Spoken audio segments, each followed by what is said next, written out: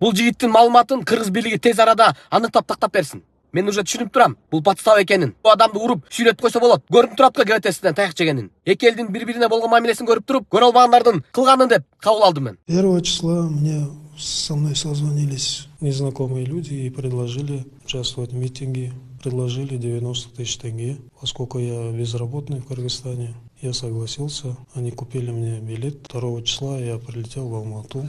И меня отвезли на квартиру, где были также граждане Таджикистана, Узбекистана. Но я не понимал, о чем они говорят. Когда митинг начался, я испугался, вернулся в квартиру, переночевал. А на следующий день решил поехать домой.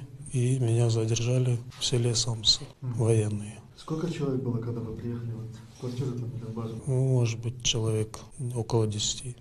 А дорогу вам оплатили? Мне купили билет, я говорил же. Поезд на самолет?